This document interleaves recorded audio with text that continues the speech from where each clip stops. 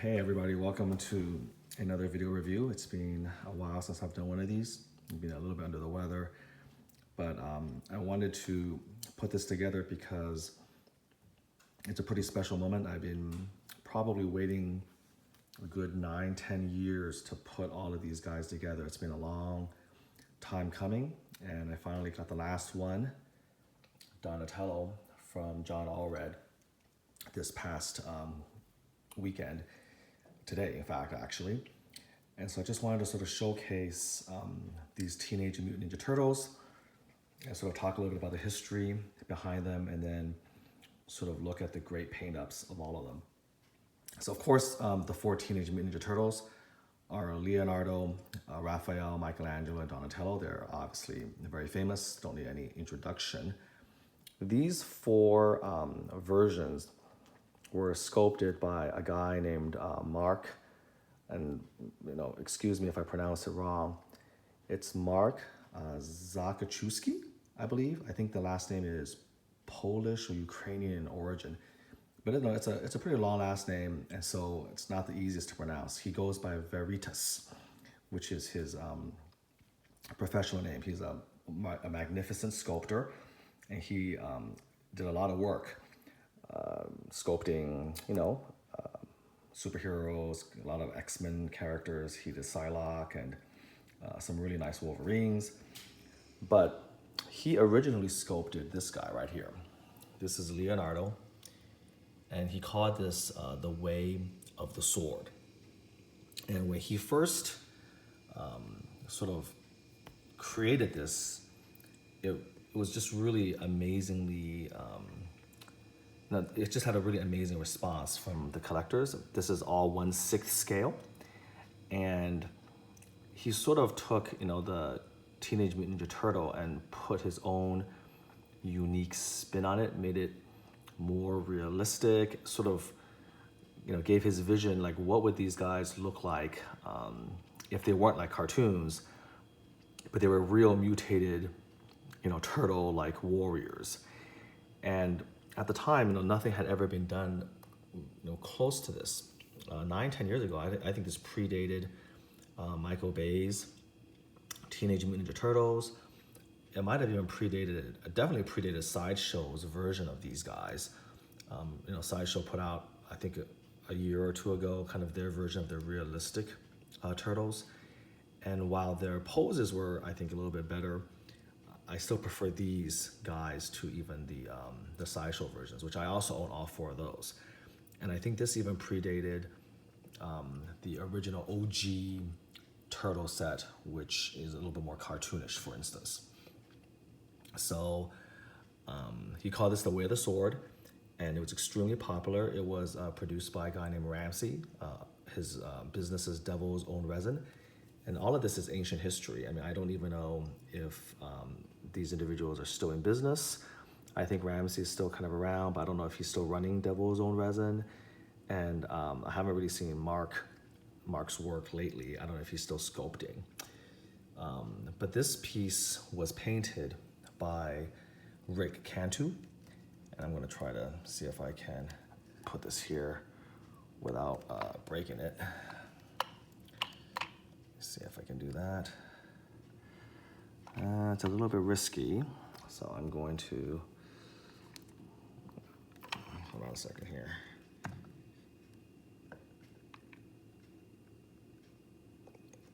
Here it goes. They're not terribly heavy, but it's a little bit awkward to obviously grasp and move with one hand. So this was painted by Rick Cantu again, who's one of the great paint masters of garage kits. So it's a beautiful piece of work. This is actually the prototype that was used to sell the garage kits. So for those of you who don't understand how garage kits work, you sculpt it, and then you make a mold, and then you cast resin casts until the mold gives out.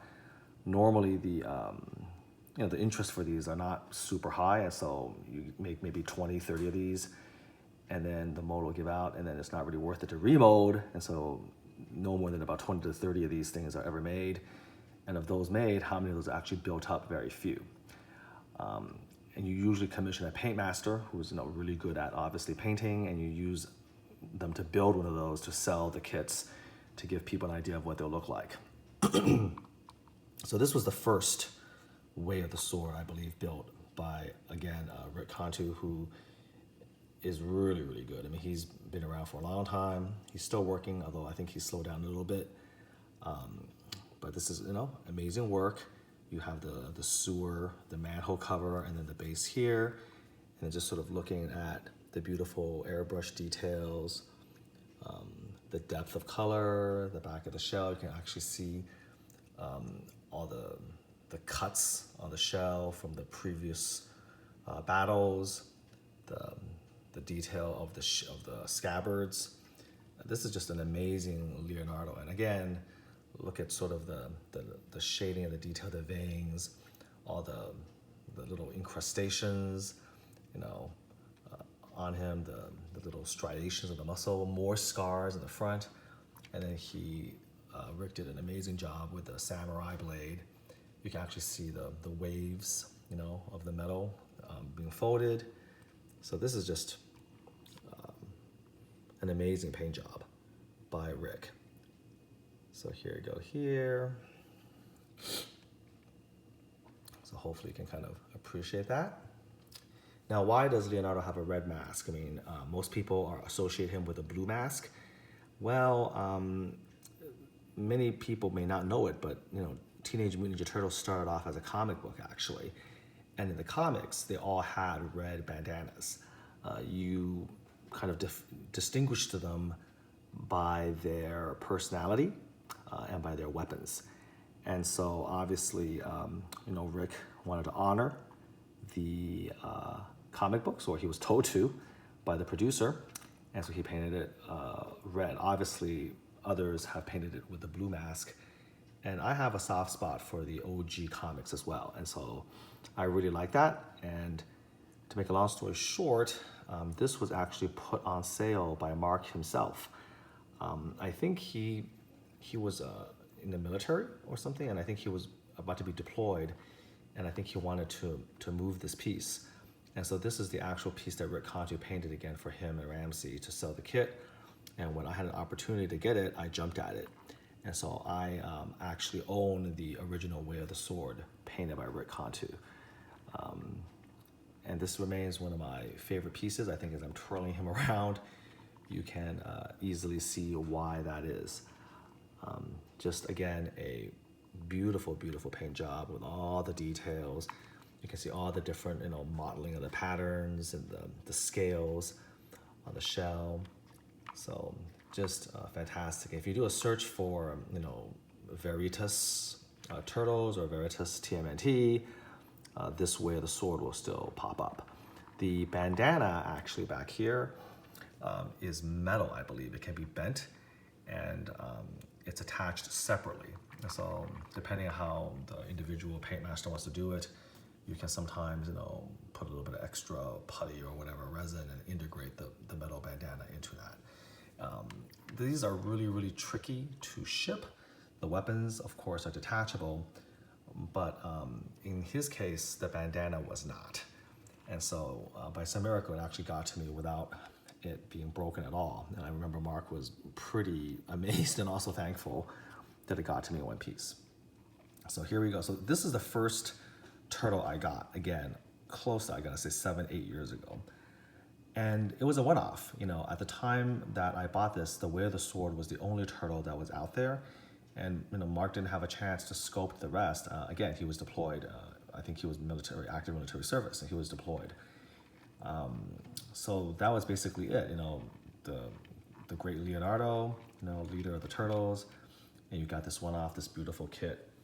And I just bought it because I thought it was one of the coolest things I'd ever seen, and I put it as part of my collection, and I thought that was it.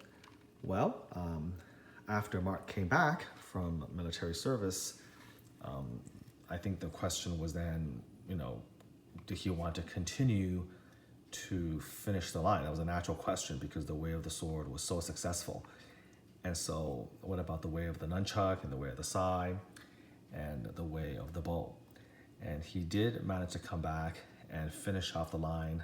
It took him a while, and I wasn't following it very closely. I knew that he was working on it, but had moved on to other things. But he did finish it off, and I again sort of became aware of it when I looked on Joe Dunaway's website, and I saw Michelangelo. Now, Joe Dunaway is a very famous alien and predator painter, one of the best, if not the best, in the industry, in the world, excuse me, when painting predators. And so he has a webpage that's really cool, and I often sort of browse it just to look at his work. And every once in a while, he'll have these situations where people who commission him to paint various things, for whatever reason, they're not able to pay or they disappear, weird stuff happens. And then, of course, he's left with this painted kit and he needs to sell them. He doesn't have room to keep them. So while I was browsing his webpage, I noticed that Michelangelo was actually available with a price. And since I had the Way of the Sword right here, I figured, hey, it's already painted. I don't have to wait. One of the most difficult things about custom painting garage kits is you have to be very patient. I know these people are pros. They only have so much time. They have to do work for professional companies. And so a lot of times have to wait. And when you have a situation where you can get a painted piece by someone like Joe Dunaway without having to wait, you should jump on it. And so I already owned the Way of the Sword when there was a chance to own the Way of the Nunchuck, especially painted by the great Joe Dunaway. I jumped on it.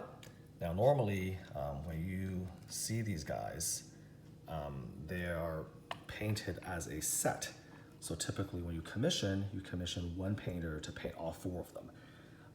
But in my case, of course, that didn't work because I got the original Rick Cantu, and now this one's painted by Joe Dunaway. They're both very famous,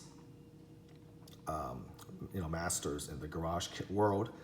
So here you go. And sort of the cool thing about that then is that, they have their own take on it. The turtle's, of course, going to be some sort of green, but, Joe's way of airbrushing and his decisions and his artistic decisions are a little bit different. So you can tell that compared to the two, this one's a little bit lighter shade of metal, and the base is a little bit different. The green color is also a little bit different. But it's really cool. Just like I think here the metal is actually real metal. Over here, these are real chains that are integrated. And then you can look at Michelangelo's face. He's sort of, opening his mouth. He's got that neat little expression, very unique to him. Joe decided to paint with the eyes white, which is kind of cool. Look at the little bit of the tongue right here, the teeth work. He's the only one with his mouth wide open, which of course I think is rather fitting for Michelangelo. Again, you can see the awesome detailing of the shell. I don't even know what to really call these things here. These little tiny, I don't know what you call them. I don't really know turtle anatomy very well. They're just scales, I guess is the closest thing I can come to think of. So you can see sort of the vein work. And again, Mark did such an amazing job sculpting these turtles. That's such a unique flavor, a unique vision. I think those of you who follow my videos know that I really appreciate kind of artistically, creative or unique takes on things. And so remember, this is way before anybody else had done anything. And he had put this amazing interpretation of the Teenage Mutant Ninja Turtles out there. So I really love this. Look at all the detail work that Joe put into the shell.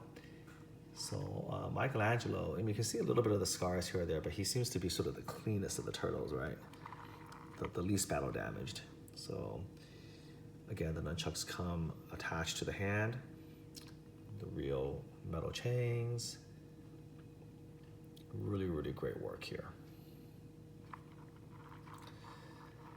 So now, just through basically, happenstance and fortune, I had somehow gotten 2 of the 4 Teenage Mutant Ninja Turtles. Now, again, since I never planned on getting the whole set, and I was sort of satisfied with the master here by Rick, I didn't buy the kits. And so by the time I bought Mikey from Joe, the kits had already been sort of sold out. You know, they were already out of production.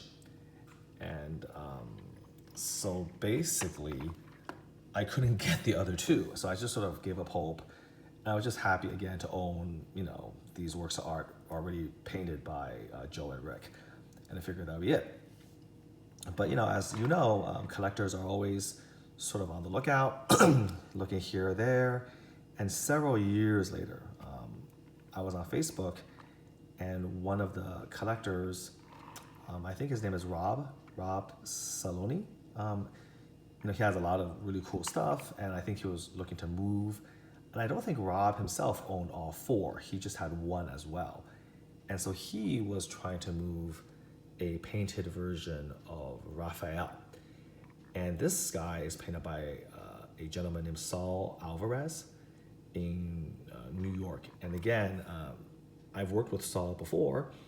He's a very talented painter. Again, one of the old paint masters active where, you know, when these garage kits were really, really big. And he had done a couple of garage kits for me, so I knew him very well.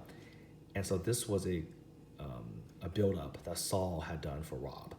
And so Rob wanted to move him, I think with another turtle, but unfortunately, I think it was a Leonardo. And of course, I already had Leo.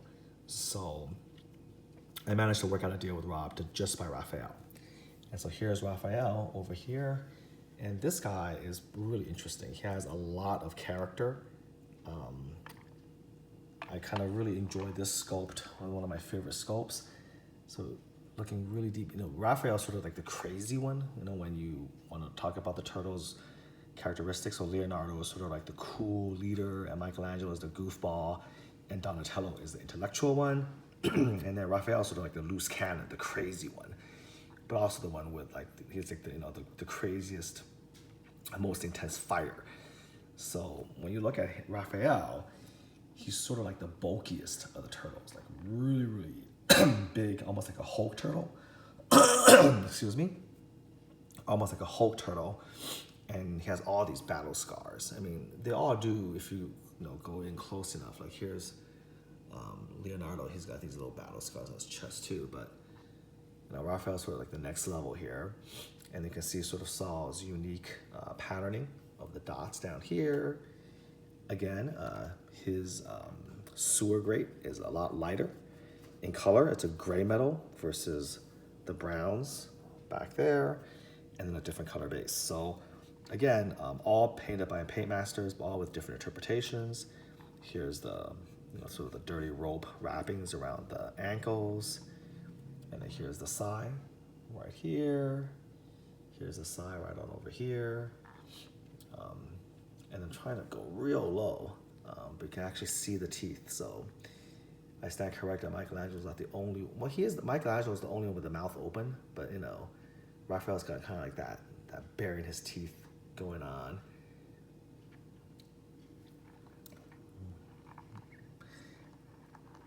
Here's some more of the scales, and then the shell for Raphael is just really amazing. It's my favorite, you know, shell.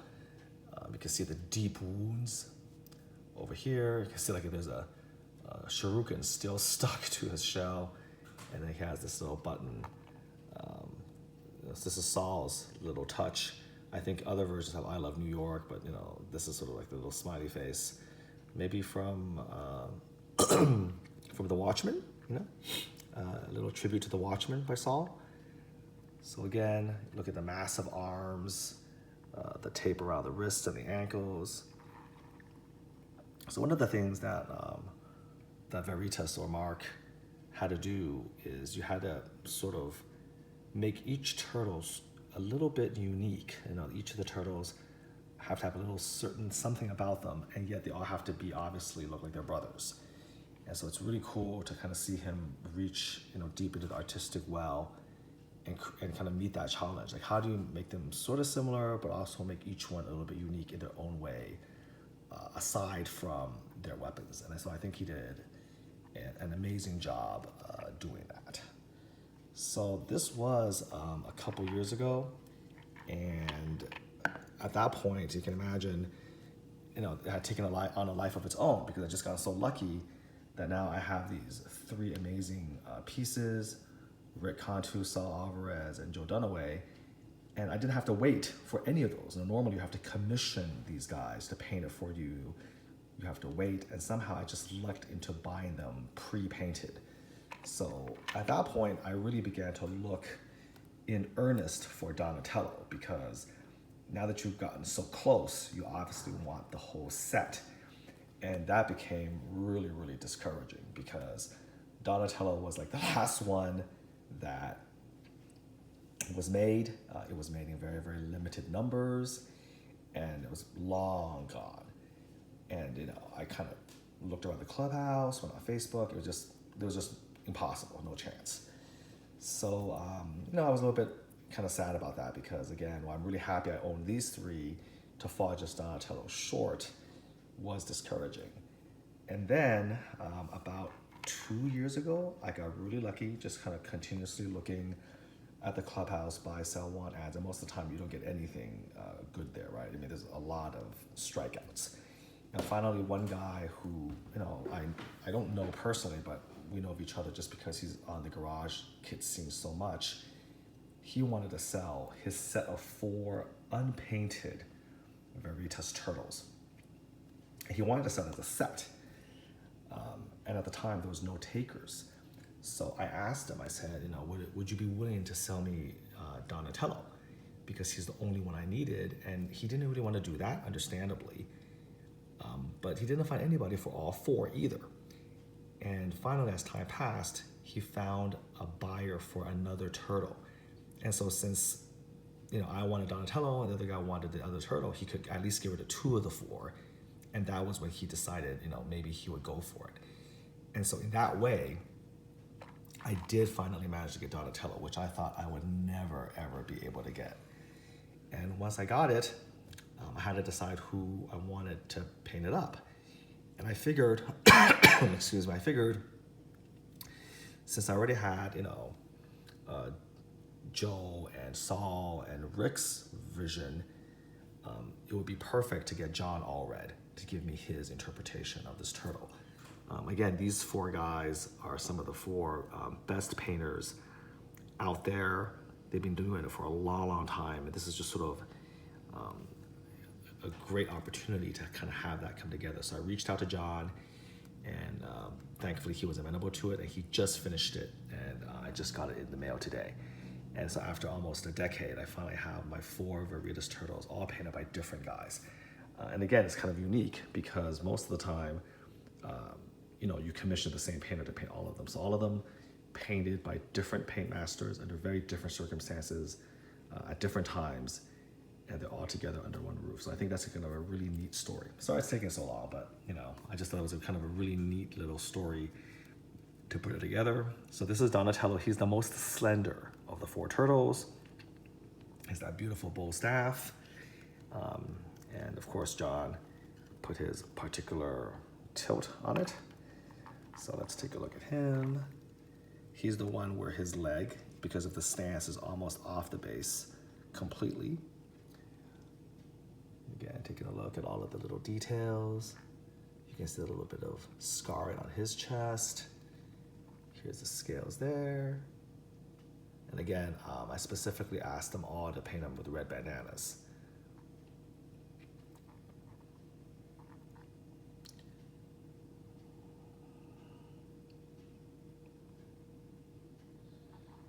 Here we go. You can see the scars here. All of these turtles are just scarred up. They're really cool. Here's the bow staff, all the way out. Again, John did an amazing job with the different colors. And again, you can see the bandana here is metal.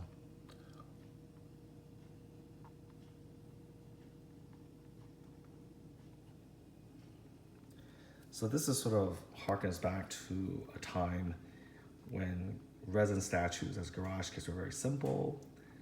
He comes in basically just one statue piece, a base, and then the weapon and the two metal bandanas. Very different from what kits are like today, where they're like, unpainted kit is like $1,000. You have to drop another 1,000 to paint them. They come in like 35 parts. They're super intricate, super ambitious. There's light up, the whole 9 yards. It's kind of crazy, and they take up essentially half your house. But this is kind of, again, harkening back to the older days of garage kit collecting.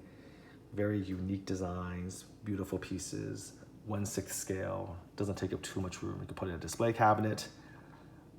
And so yeah, I'm happy with those. I'm very nostalgic for that. You can see all kind of the brilliant veining work that was sculpted, and then John kind of really brought that out.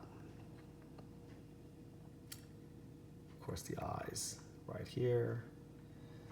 So there you have it. This is the Teenage Mutant Ninja Turtles by Veritas, Mark Zahaczewsky, painted by 4 of the best painters of garage kits working, and all red. So yeah, John, all red. Well, all the bandanas are red, right? Little pun right there. So I hope you sort of enjoyed a little bit of that. I know it's dragging on a little bit too long, but again, I'm just so happy with getting all 4 of them together, and it really was very lucky of me. I never imagined when I got The Way of the Sword that almost a decade later I will wind up with all 4 of them. I had kind of given up hope that I would ever do that. And so for all of this to come together, it makes me really, really happy, and I kind of wanted to share the sort of the odyssey of getting that to happen, like 1 in a million, to have it happen, and also to be painted by such 4 amazing painters. Just really, really grateful for that.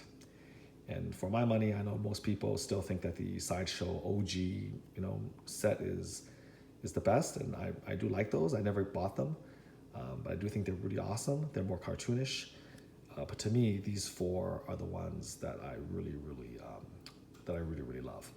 And they've been around. I think they were the first, and again, the first to have such a unique vision, unique interpretation of the Turtles. All right, thanks for watching, and until next time, take care.